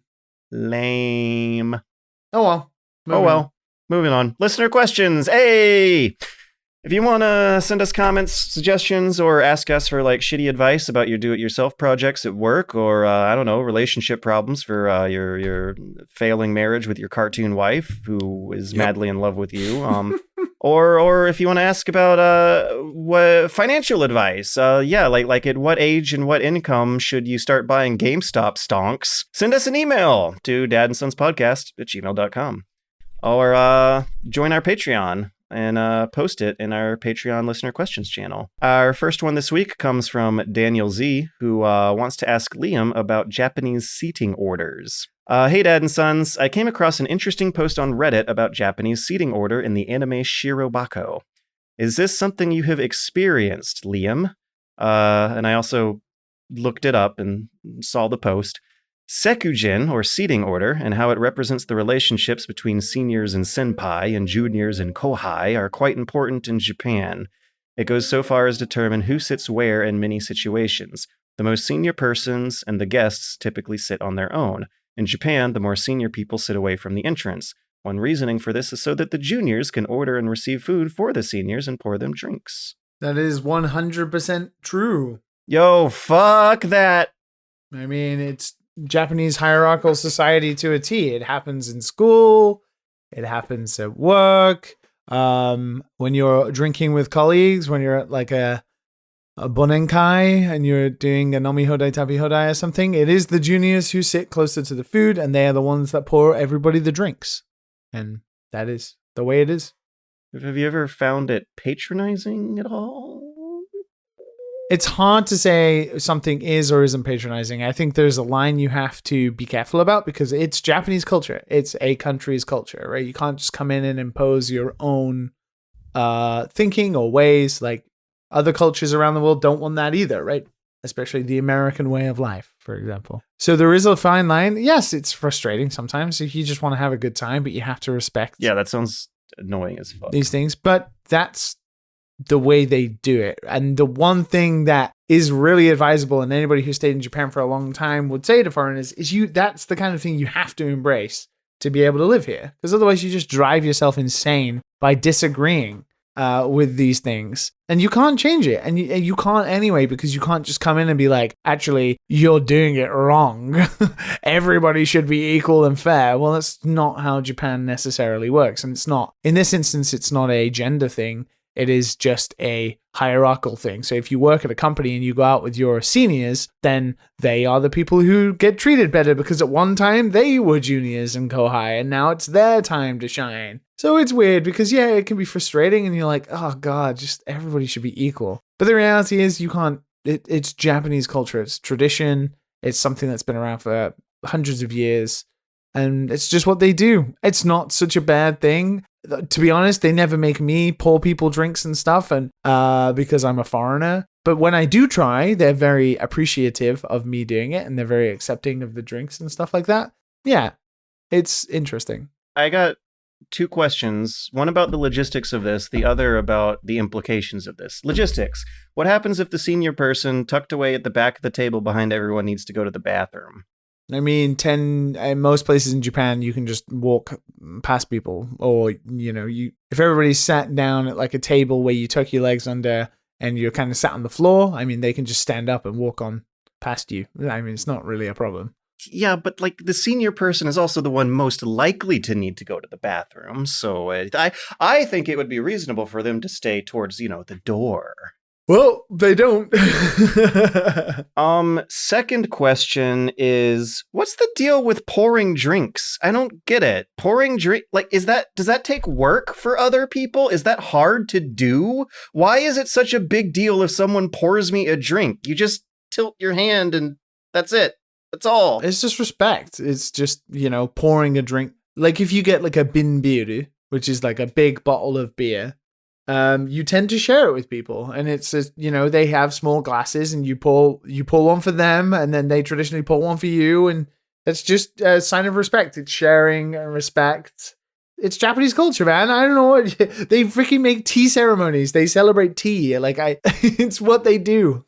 I know that like pouring your friends a drink is something that is natural and for a situation that calls for camaraderie. The thing is like I feel like in Japan they make a point out of specifically the action of pouring drinks. Like that's what you go to hostess bars to do. Like when you read articles in Western media about what happens at hostess bars, that's what they say they do. They say they pour men drinks. Like you go there to talk to girls and get them to pour drinks for you. Why is it so exciting and such a symbol of authority to have someone pour you a drink? I mean, you could say that about, like, I know this is going to sound obscure, but you could say that about anything. Like Colin Kaepernick kneeling for the national anthem, right? What does that do or mean or anything? It's symbolism, and it's. Well, there aren't people getting shot over pouring drinks. No, but my point is that you're asking what do you feel respected, right? It's just a gesture. It's a gesture that symbolizes respect and also like camaraderie. You're sharing drinks together. You're pouring drinks to people you have who are seniors. You respect them and you do it. That's just it's symbolism. It's not that pouring drinks is hard. I want a deeper explanation. I want to go back in time to the very first Japanese person to do it, who decided that pouring drinks was a respectful symbolic gesture of acknowledging another person's authority in the hierarchy. And I'd like to maybe ask them that question, because at that point in time it wouldn't be, it's just the tradition. I mean, in Japan, drinking is social bonding. It's part of how colleagues get to know each other, because when they're at work, they don't do that. So it's a very symbolic time, it's right? Just the pour I'm focusing on here. Drinking with friends, yeah, no, that's fine. That's totally fine. But if someone did ask me to pour them a drink, I'd have to think about it. In Japan, I'd be like, yeah, sure, whatever. But anywhere else, I'd be like, why? It's just symbolism. It's like when it's just a part of the process, right? You don't take a sip of the beer until everybody kanpais, right? Until everybody cheers. Don't do that. Everybody kanpais and make sure, or at least attempt to acknowledge everybody's glass, right? Make sure that your glass almost touches everybody's glass, right? Which is kind of part of like the grace ritual. Maybe this comes from a time when alcoholic drinks were such a magical, precious rarity and luxury that maybe that's where this originates from. It's etiquette that just fills in with that senpai kohai relationship. You mostly have to serve the drink in a specific hand. I'm pretty sure it's the left hand with the right hand underneath. Oh my god! It's just it's etiquette, it's symbolism. Sports has dumb shit like that you can't and cannot do, and you're like, what the fuck? I believe in Japan, it's the wa, it's the harmony. This is the wa. That's what wa is. It's harmony. The Japanese culture, the harmony. The watashi wa. I'm gonna say that every time I watch The Mandalorian now. It's the harmony. I don't know. It's not a problem for me. I was thinking about this actually the other day, since I switched over, a long time ago now, from working in a Japanese school for a period of time. I used to really enjoy drinking with my colleagues then, because it was such an experience. It's so different from drinking with friends, because you get to know people on a level where these people you think don't like you because they just don't open up to you like Western people would do at work. And then you go out drinking with them and they're completely different characters, and you're like, oh, this is what this person is like in reality, instead of, the grumpy teacher who you worked with. They're actually a dude who's really into fishing, and now he wants to tell you all about his fishing trips, right? Because that is social dictate in Japanese culture, that the etiquette is there, that you get to know each other. And that's my association with drinking that I have now. Like, because before I never went out for drinks before I came to California. Yeah, little teetotaler. I don't know what the real term. What is it? Yeah, what do you call teetotaler? Matt was a little bit of a teetotaler a few years ago. Teetotaler. a teeteller. And as soon as I came over here, I realized drinking with people, it kind of opened them up a little bit. It kind of like, yes, something definitely does. I usually do when I'm sober.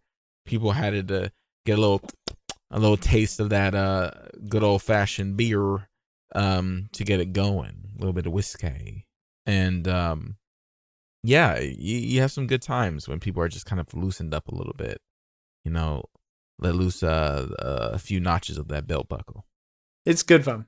I mean, we can talk about drinking in terms of like the horrible experiences we have in the West, especially like in the games industry, toxic drinking culture and stuff like that. But in Japan, it's the culture.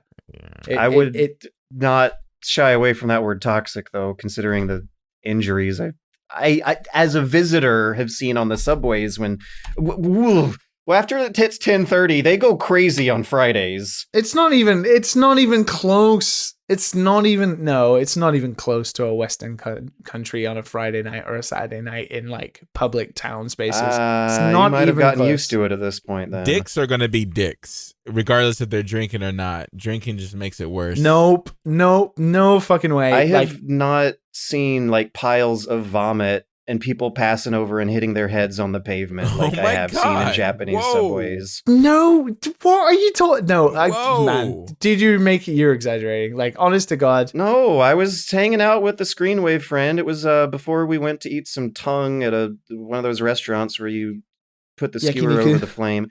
And it was a Friday night. And when we got that last train home at the end of a Friday night, there was a woman who had vomited on a bench and then doubled over and hit her head on the pavement.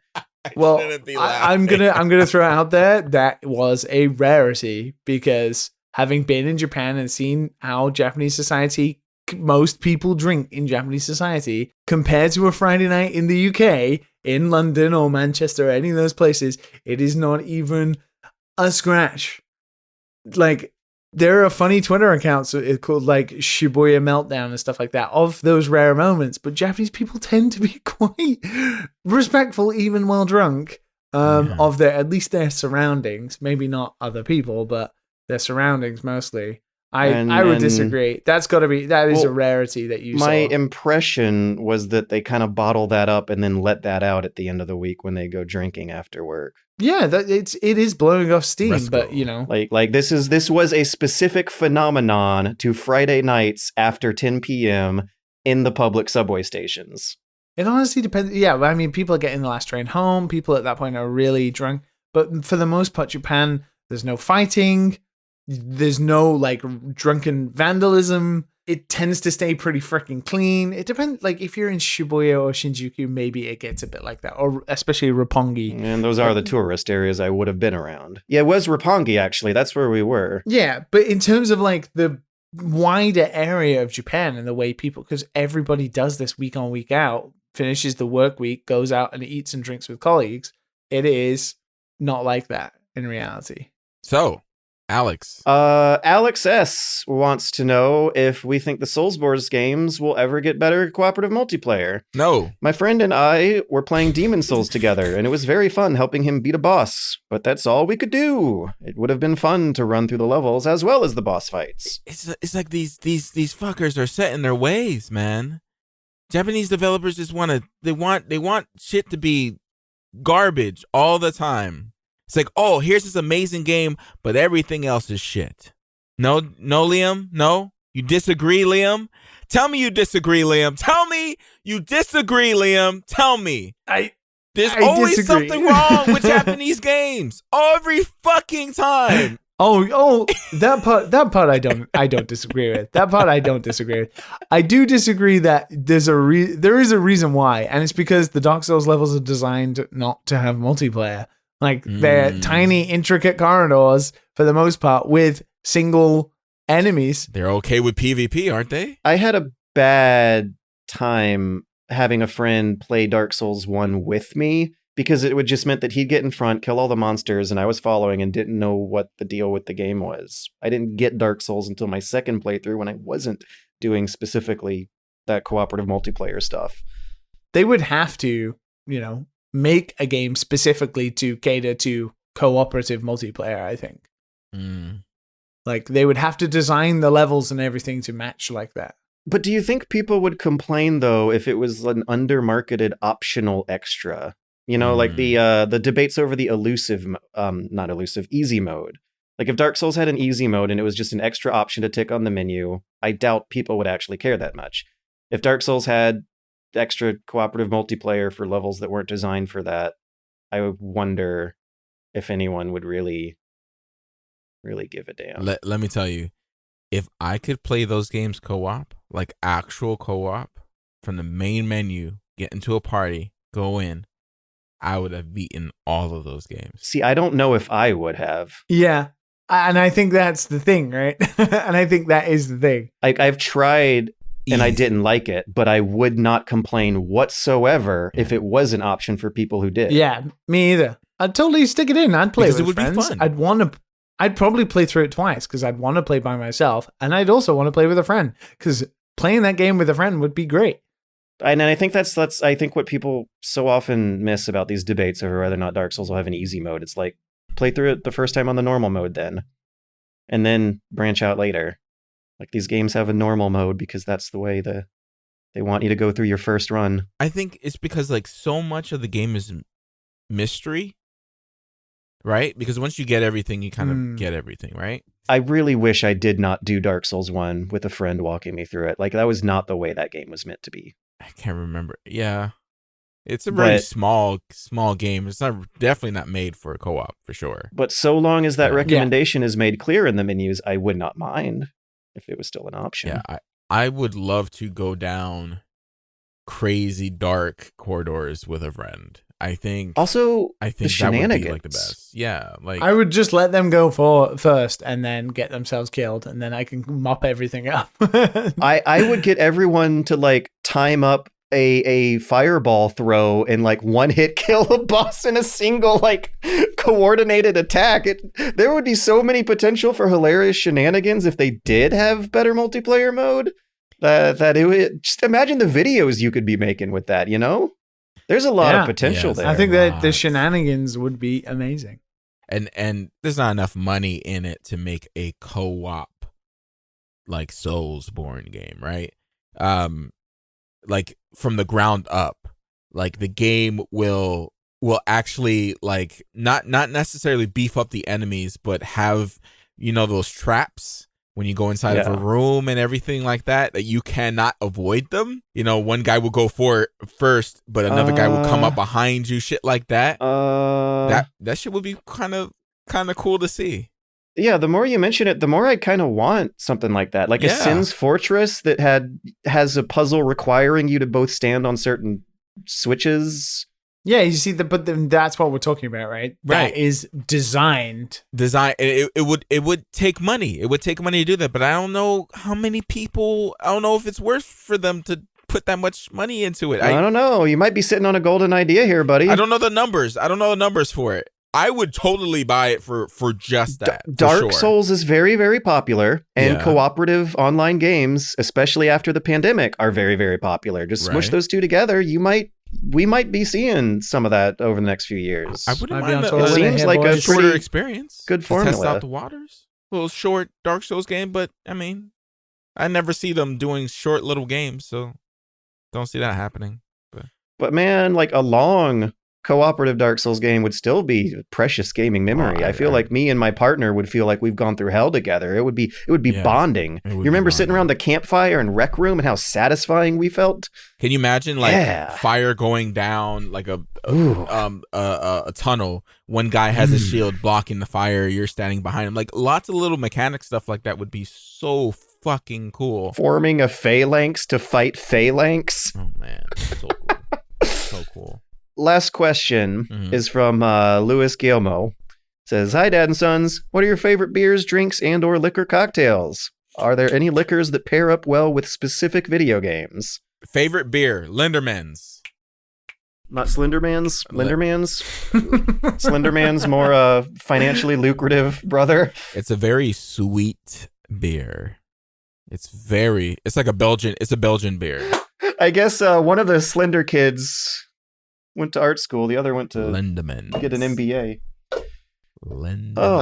My favorite is there is a brewery in Japan called Spring Valley Brewery, and they make a whole host of like craft ales. And there is one in Kyoto, and they do this beer called the 469, and it is delicious. Nice. Japan has a lot of great craft beer, golden and amber ales, and they are by far my favorite. You know, a lot of people when I was over there would talk shit about Japanese beer, but I didn't have a bad one. Dude, I didn't have a bad one. Japan's doing well in the past couple of years. There's some good stuff. I went to a beer place in Kyoto a couple of weeks back called Umineko Koto, and it was fucking fantastic. There was just racks and racks of fridges that had beers from all over Japan, and then tapped craft ales that were delicious. Chuhais are great too. Can't fail a Japanese chuhai. Old fashioned's pretty good. I like whiskey. A Coke highball. Oh yeah. I love the highballs. Yeah, Japan likes its whiskey too. I don't like tequila. That's like a no. Burnt banana taste. No, don't like it. I want to tell you guys that playing Disco Elysium with whiskey and ice felt like a perfect match. That felt like the way that game was meant to be played. That does sound pretty good. That sounds pretty tight. I feel like my mind will just wander with the amount of Maybe that's shit that why I never say. finished it. Yeah, you never finished it? I felt like a hard-boiled detective for a couple days, though, when I was drinking whiskey and playing Disco Elysium. You never finished it? I fell off of it when Hunt Showdown entered my life. Okay, and that's the end of this week's podcast. Full circle. Jesus, Disco was so good. I wouldn't say the ending was perfect, but it was good compared to a lot of other fucking games at the end. And there he goes. God damn. That was oh man, what a tasty fucking game, man. I know. I feel bad. You gotta lick the plate after you eat a meal like that. I feel so bad. You gotta lick the plate. And I don't even know if we're curbing that addiction, George. Don't worry. We're working with you. Yeah. You got Hitman and there's some other games coming out. I'm playing Ekenfell more. I finally figured out you could bash the button to block attacks, and all of a sudden that game is now the easiest game in the fucking world. Yep, because you've been grinding too much. Yeah, but I actually really enjoy the combat system now and how tactical it is. Oh my god, look at that. Ekenfell is not shit. I never said it was shit. I'm surprised you got farther. Well, no, I'm not surprised you got farther than Liam. Liam was no doubt never going to finish that game. Just like Xenoblade Chronicles. Liam has no reaction. No reaction. When I need to describe Liam's face to the listeners. No reaction. Like I didn't even say anything. Your words can't hurt what is the truth. Look, I played it on stream for an extra 3 hours and I was really liking it, but nobody seemed interested in coming in and watching a stream of a story game that was halfway through. Yes. So I had to I believe it. I believe it.